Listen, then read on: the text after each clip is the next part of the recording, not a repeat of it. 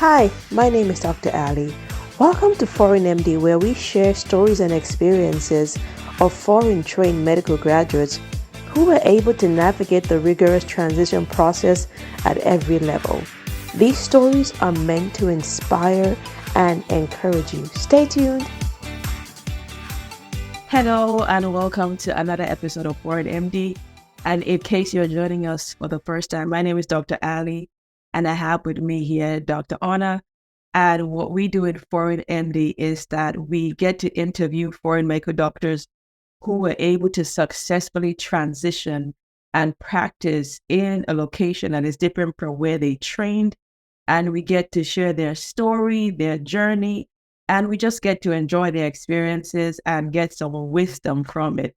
And these stories are meant to inspire. So thank you, Dr. Ona, for honoring my invitation today. We are so excited to have you. Can you briefly introduce yourself?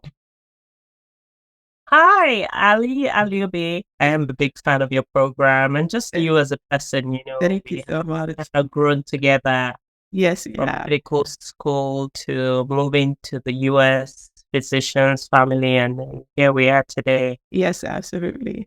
My name is Ona Utuama. I am a family medicine physician by training, hospitalist, my specialty, meaning I only work in the hospitals.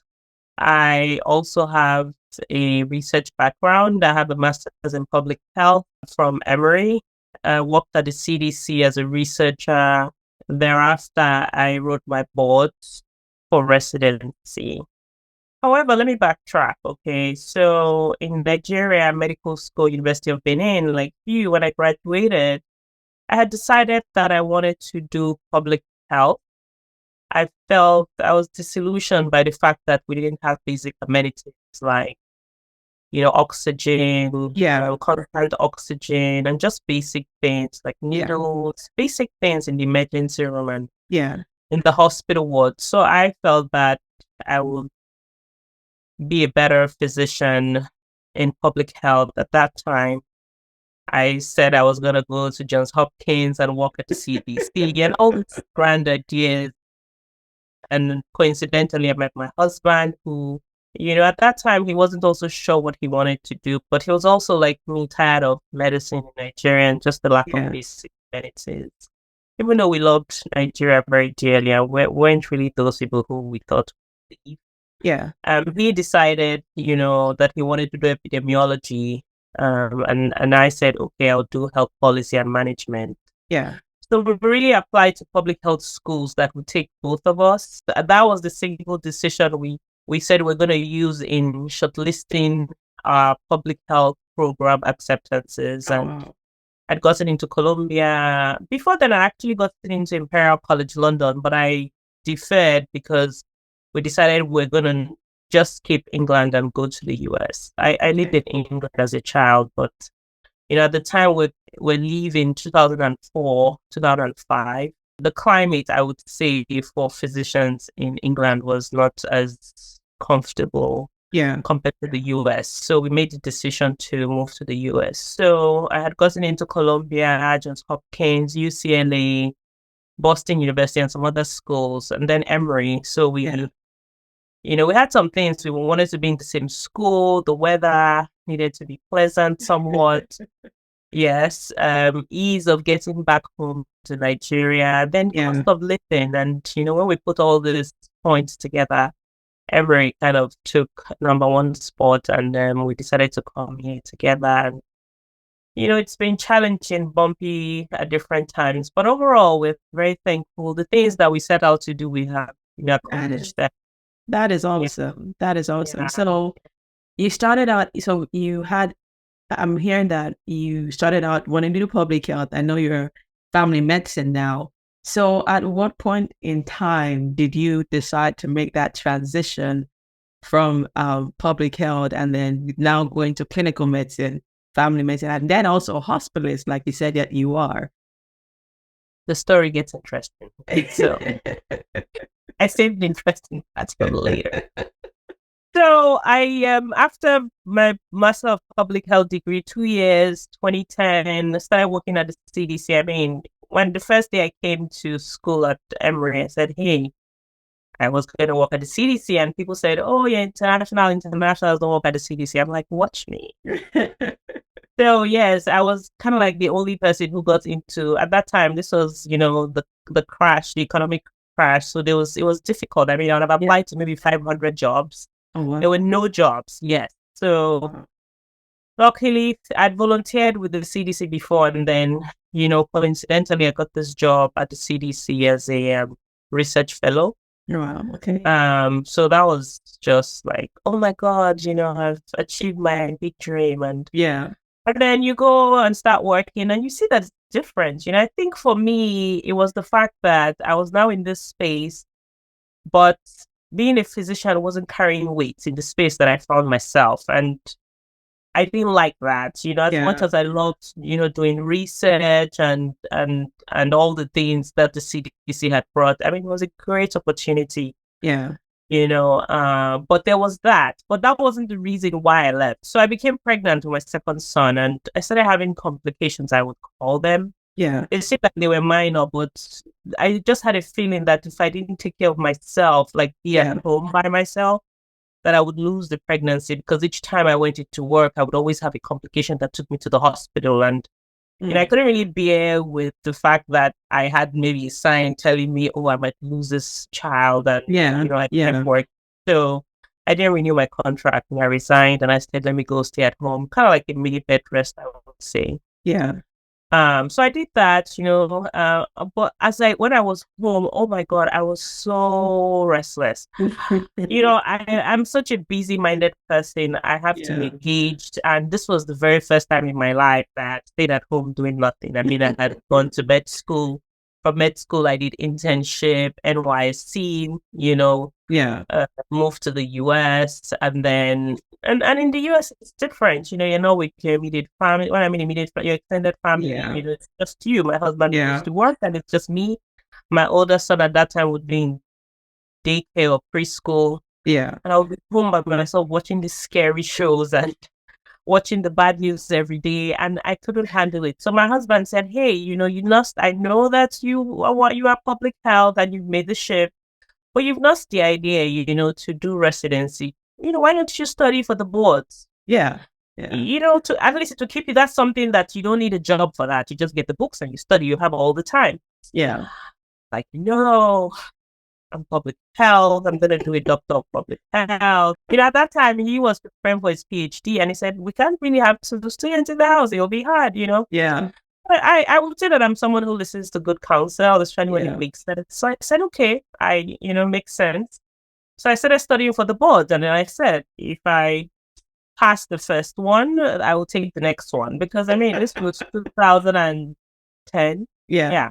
I had graduated in 2004. So 6 years later, trying to study anatomy and all those other things. But then, I studied a lot years ago. So, when you start reading the book, you kind of remember, oh my God, Yeah. So, I studied, I passed early, but but I passed, and I kept to that promise. I was like, God wants me to do this. Since I passed, I'll take the next step, and I took the next step, and I passed, and then I prepared for the next step, and then I failed. That's the interesting part, right? I never failed in my life.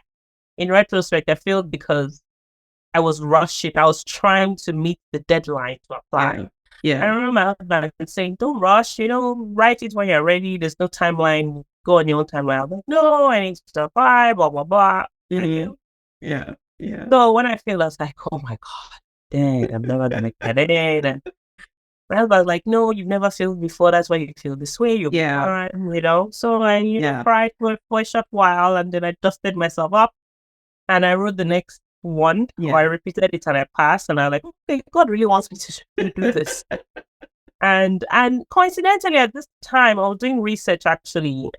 Again, I am kind of busy-minded, and while I was writing my exams, and there was an opportunity at Morehouse School of Medicine, and I was volunteering my research time. For some project. They needed, it was a limited budget project, and they needed some research experience. I had CDC experience, so I was offering that, the experience that I had, and And I put in my application at Morehouse Family Medicine Residency. Yeah. Wow. And I would say my mentor, she became my mentor after the residency, was, kind of in charge of that project. And, applied. I had 2 interviews out of maybe 50. I forget how many applications I made, but, it was psychiatry in Texas A&M. I think it was Scott and White something. Yeah. In Temple, Texas. Yeah. So you weren't set so much on family medicine as it was. You wanted, so psychiatry was an option too for you? Well, it was, but in my mind, I was like, oh, those were the interviews I got. Yeah. Right. Yeah. I applied to family medicine, internal medicine, and psychiatry. And it's really strategy. At that point, you're just trying to get into anything. And, I knew someone who, in terms of networking, who was in psychiatry at that program. Yeah. So they encouraged me to apply. And, of course, I listened to good counsel or wise counsel. I said, yeah, why not? If someone wants to help me, I'll apply to psychiatry. It's not the worst thing ever. Like, you're still a physician anyway. So, but it wasn't my first choice, at least. Yeah. So I had those 2 interviews. And then, I was already in Atlanta. We had a home. And so it was like a no-brainer. Just made sense. I ranked Morehouse School of Medicine, family medicine program, and I got accepted one try. Oh, wow. My God. Yeah, I've been very, very, very, very lucky. I don't know if to call it luck, but I think it's been humbling, and I'm just thankful to God for the opportunity, because, it was hard for many people that I know, but for me, I just did that one time and it happened. Wow. So I think that was really, those were the signs to tell me that, yes, continue going. Like, this is for you. Because then many times I would doubt myself, oh, why am I now shifting from public health to, clinical medicine? But I think as I evolved, I realized that it was just making you a well-rounded person. Yeah. That's awesome. You started out, initially not even wanting, clinical medicine was not even in your field. And all of a sudden you found yourself, and then the doors of opportunity just seemed to open for you, even through your research. I know you mentioned that you had kids, you had family. So how did that residency, were you able to navigate this? Because you mentioned you were pregnant before, while you were reading. So I'm guessing that you had your son was probably very little when you started residency. So what was that like for you? How were you able to balance motherhood and residency, knowing how demanding it is? Well, the balance is elusive. There's no balance. You just My husband was very helpful in terms of once he got into his PhD program in Florida. Yeah. And I said to him, hey, you picked this program in Florida. I have this child who's 18 months old. I have residency. You encouraged me to do it. Yeah. You need to provide the funds for someone to mind the baby. Yeah. And, he was receptive. So he mostly funded the live-in nanny, because I needed a live-in nanny. I needed someone who would watch during residency. So that, for me, that balance, I would say, that I had with the live-in nanny was stable, and I made her comfortable. She asked for a certain price. Tried to negotiate wherever she was comfortable. I just stayed there. I was like, this is the only thing that would keep her. So I kept her. I ignored any challenges we had. I was just like, let me just get the residency. She was decent. She was a decent woman, kind. But there were other challenges. But I'm such a focused person, and me, I keep my eye on the goal. Yeah. And the goal was really finishing residency with someone who could drive, my children when I'm doing night call or whatever. Responsibilities I had. So it was really, that support from my husband through the baby minder or the nanny. That was one thing. Then, of course, my husband was emotionally supportive just through the stress. But I think most importantly, I'm a person who tries to enjoy any experience. Yeah. I have low expectations of things in general because I get very disappointed. So I went there open-minded and just, ready for, whatever was going to come my way. I would say coincidentally, I wasn't in a malignant place. Yeah. The program wasn't malignant per se when you hear about things that happen to people. Yeah. But it was challenging, like every residency. I was anxious. I made mistakes. I did like dumb things, and I was like, oh my God, did I say that? Did I do that? But we had really supportive senior residents, most of them. Yeah. And in my program, we had something called a big sibling and a little sibling, where we say big sib and little sib. And your big sibling was someone who kind of watched, irrespective of what was going on, whether you were being targeted by a chief resident or a random resident. A big sibling was kind of there to talk to someone not as involved, I would say, but I adopted my own big sibling, for example. Like I had my own big sibling that was given to me, and then I adopted someone else who I felt I was more comfortable with. And we formed a friendship, and we've been friends since then for almost for life. So so that was very helpful because it was really like a big sister to help you with your friend and kind of guide you through. So for me, I wanted to give back, and that's the kind of person that I am. I try to give back in general. Although it's not easy to give back everywhere, but especially in a place where I feel like, oh my God, I was accepted, I got in. Morehouse gave me this amazing opportunity of my life. I'm the first physician in my village. Like, wow. Yeah.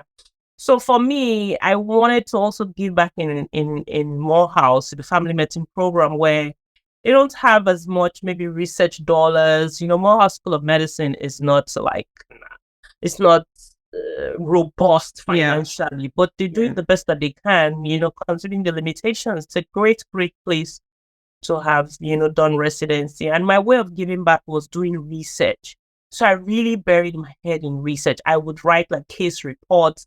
So even when I missed maybe my husband, or I put all that effort and whatever frustration, when I felt like, oh, something was frustrating me, I would just look for, oh, I saw this patient who was cool, this happened, interesting.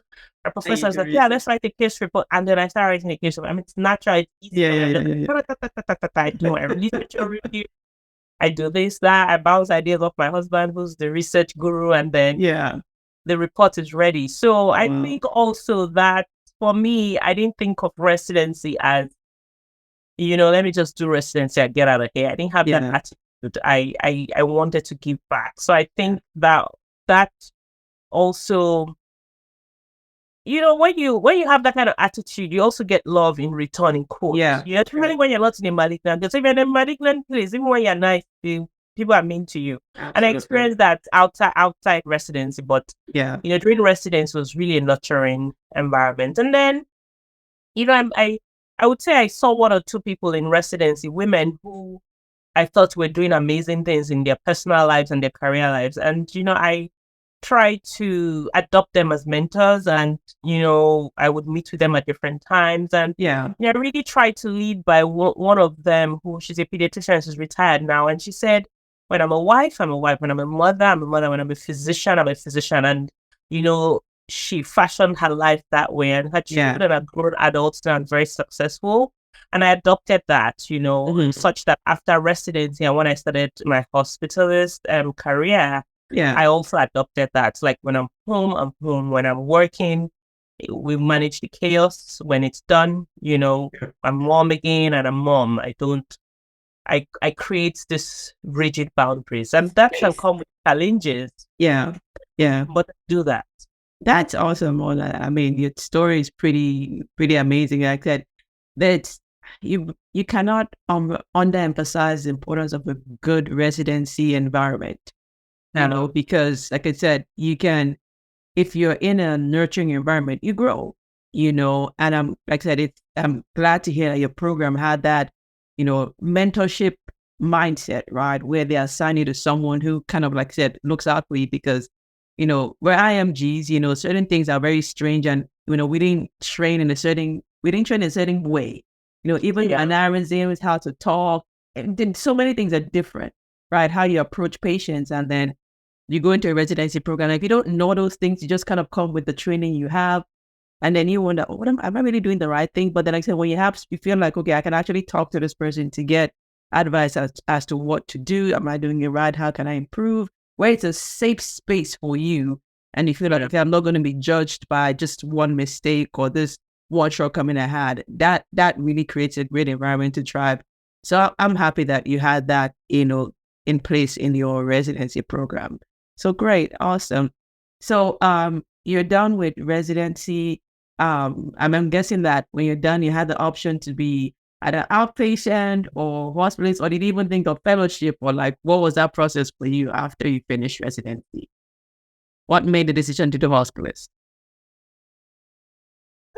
To do fellowship, I lost the idea for maybe 1 second. I was like fellowshipping with my boys. I had missed what was 3 years of their lives. If I had no children, maybe, I'm very driven like that. I would have done some sort of, and the fellowships in family medicine, we don't have a lot. You're either OB or sports medicine or sports medicine. There isn't a lot. So, or geriatrics. And I won't say that, they interested me per se. Occupational medicine, I lost that idea. But I had missed, just my children growing up, and I was so ready to be done with, the whole stringent academia of residency that once I finished, I didn't even think about it twice. In terms of being a hospitalist in Morehouse, they had a hospitalist. It's like an elective. Yeah, it was like an elective. They said if you would like to do hospitalist, you can do an elective in hospital medicine. And I did that. And I knew that, oh my God, I think for me, it's really the fact that I didn't like being told to see a patient in 15 minutes. I can't wrap my head around that.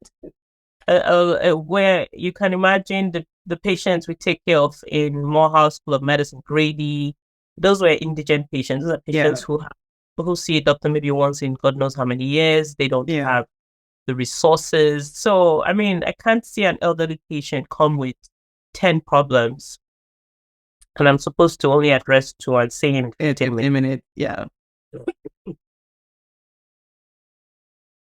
I just couldn't. I couldn't sleep with that, and sorry. I realized that outpatient was gonna be that way. So I said, let me do hospital medicine. I can round on some patients for 5 minutes because there's not a lot going on, or 10 minutes. And on some patients, 30 minutes. I will take my time. So that informed the decision. That's awesome. Now, were there things you wish you had known before you started your residency program that you think may have made it, or like before you started this whole journey? Like, were there things you wish you had known that you think, okay, maybe if I had known this earlier, it would have made things a bit easier for me? I can't think of anything, honestly. I say that because I can't really think of anything, because it wasn't. You mean practicing now, like making practicing now easier? Well, so the whole process itself, starting from when you applied, like, do you think if you had made the decision to apply earlier, and you did say one thing that I picked up on, you said that you rushed your step 2, and that's one other thing that I discovered some IMGs also do, like when that deadline hits and you want to match, and then you're just like, I just got to do this exam, and there's that exam burnout that comes to when you're actually tired of preparing, like you're tired of the whole process of studying. And so you said that because of that, that's how you feel the first part of it. So I guess looking back, one of the things, do you think that if you had given yourself some time, everything worked out for you good eventually, right? Because then you still ended up matching and all that. But do you think that you would have given yourself some more time and felt like you're more ready to take the CK before you did it? Yes. So I think one big lesson to learn in life, and it's interesting because I live my life that way. Like, I don't follow anyone's timeline. I'm not a person I'm not gullible. I don't get influenced by peer. I don't have this peer pressure problem, and I think I've learned over the years. I went to boarding school, an all-girls boarding school, so I probably learned over the years. But I'm not that kind of person, such that when I tried to do it, I failed. And I wasn't really following anyone. I think I was just trying to beat the deadline. Yeah. Such that when you're ready, like in yourself, listen to your inner mind. And I'm someone who really is, I have insight into like personal things such that something is not going well. I know, oh, I feel pressured about this. Maybe I should take a step back and, so if you have that gift, or if someone even says it to you, listen, like it means that it's real and you should consider it. So that was something that, and I think my husband might have said, oh, why are you trying to rush and follow this? If you're not ready, you're not ready. You can apply next time. No. Later during residency, by the time I was graduating, I was the resident association president. And I would join committee meetings for all sorts, like resident wellness, admissions, all sorts of big, even employing like professors and all that. Like I would join meetings for that. So I saw the back end and the front end. But it's not just your scores. People want a well-rounded person. True. That's why when people have big, like good scores, they're like, well, why are they not taking me? I mean, what makes you well-rounded? People want people who have a complete package. So for me, I did clinical experience. I shadowed at someone's clinic. I did research. And you have to do the homework. It's not just you have to do. I mean, I would go for interviews. These 2 interviews that I went for, even my cover letter and personal statement, they were personalized. Like you can't just randomly write recommendation letters and personals. These things are not like just things people say. They're factual. Like you have to personalize the personal statement. You can't be talking about Sunny and you're applying to Alaska or Wisconsin. I mean, you really have to personalize. So those were things that I did. I sat down and I really studied, the programs. And when I was writing personal statements, I tried to personalize them. Then when I got to the interview stage, I Googled all the interviewees I was meeting. If they like bike, I took a note. Sorry. Sorry.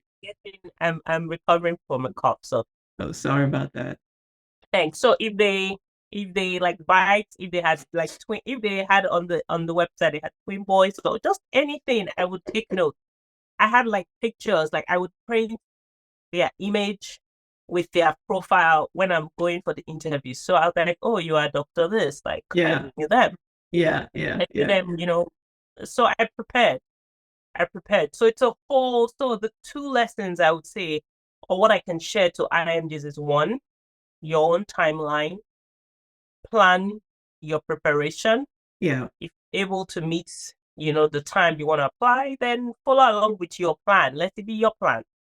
How you study, what your weaknesses are. Then when it's time to apply, be intentional, do your research and be prepared. People are not just looking at scores, get the best scores, but it's all about the well-rounded application and networking. Networking, I think, is something I've always done naturally, but I also saw how networking helped me get into residency. Absolutely. When people networking, it's not just pretentious networking, make it natural, real relationships. And follow through. So I think those are the lessons I have to share for those IMGs who, are trying to apply for residency. That's so awesome. That is so helpful. And thank you so much. Now, in getting to, so folks will be wondering, like, what's behind it? Why am I seeing all these states and what's happening? So could you just give us a little bit of background as to what's going on behind you? Why all this beautiful and amazing looking shades, and why is a doctor? I mean, we can see you in the background, like, what's happening? She's a doctor. Why am I seeing all this behind her? Like, give us a little story behind that, Ona. You want the long or the short story? I'll give you the short story, okay? But yeah, that's a good question. I am wondering why too. But I would say, when I started as a hospital, I'm second generation entrepreneur. Like I've always had that entrepreneurial bug. But when I finished residency and I became a hospitalist, I worked 1 week and I was off 1 week. When I'm off, maybe I rest the first 2 days and then I'm like, oh, okay, what do I do? I have children, but they go to school. Once I drop them off, then I'm online trying to shop or just trying to meet up with people. Everybody's at work. Everybody was at work. So I was like, oh my God. then something happened. Something happened where as an IMG, I mean, we come here with visas and all that, and I needed to change. I needed to go for a visa interview outside the country, outside this country, but not in Nigeria. Yeah. And it took longer than expected. So I was somewhat stuck. Yeah. But then it was on that trip, I had this time to think. And it was on that trip I made a decision that I was going to be an entrepreneur. Like I was going to take my faith somewhat as an as a physician into my own hands. Yeah. As much as possible. I decided at that point I didn't know what I wanted to do.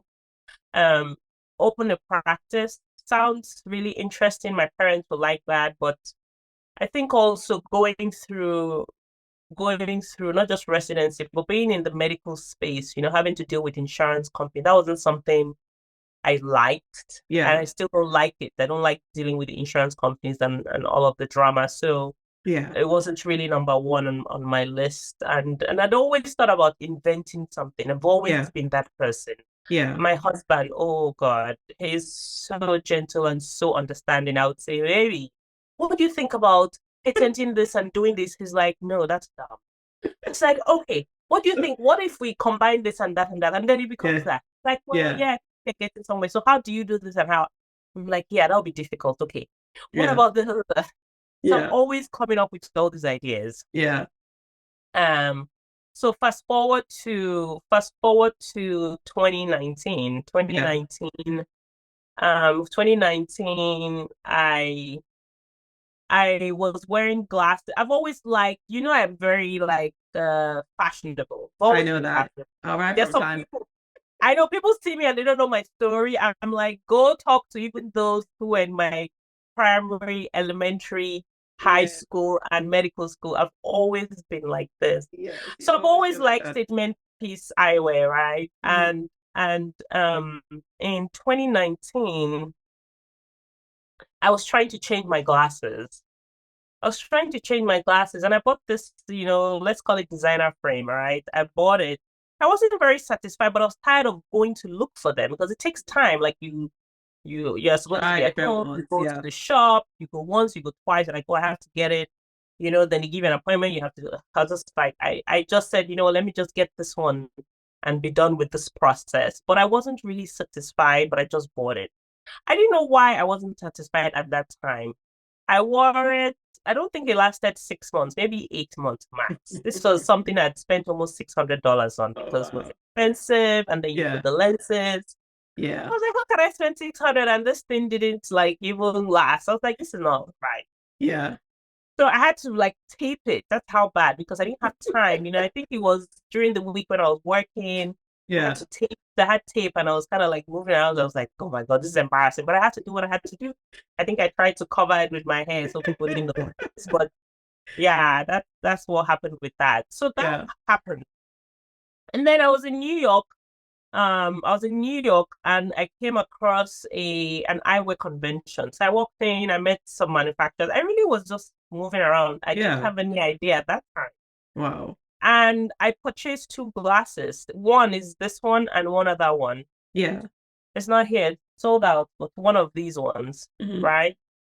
So I purchased those 2. This is more, it's more subtle. I can wear it to work. It's not like in your face. The other one was like bigger, right? Yeah. So I was like, oh, I think the other one is too much for working at the hospital. I don't want them to talk about me, like, oh, why are you so dressed up, or what is this? So I said I won't wear it. But each time I wore it at home, my husband would just start laughing. Yeah. I was like, oh my God, these glasses are so beautiful. They make you va-va-voom. I'm like, too big.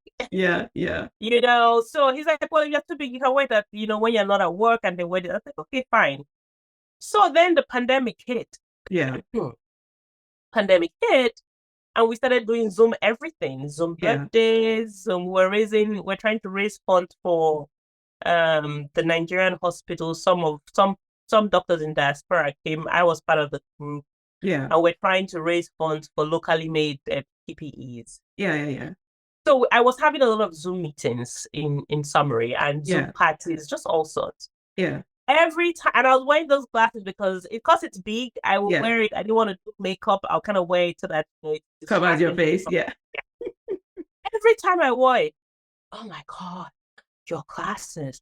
You know that I mean, endless compliment. And then not once, not twice, like, if you sell it, we'll buy it. I'm like, huh? It didn't even still occur to me. I was still, And then again, I was trying to I was trying to get sunglasses this time. The first time when I was shopping was for eyeglasses. So this time I was trying to get sunglasses. I went into the big shops. I think this was 2020 when things had just started opening up, maybe early 2020 or mid 2020. I went into the shops, I walked around, I'd gone maybe 5 times. My husband was like, can you stop going to you think you're not serious? I'm like, no, I can't find something I like. I couldn't really put a finger on why I didn't like it. Then it occurred to me that, no one was making glasses for people with my facial features, right? Yeah. Then this is important because this was happening in tandem with me starting a new job. So I'd moved from Florida. I signed a contract before the pandemic to start mid 2020, but then the pandemic happened. So we still had to move because we had signed a contract.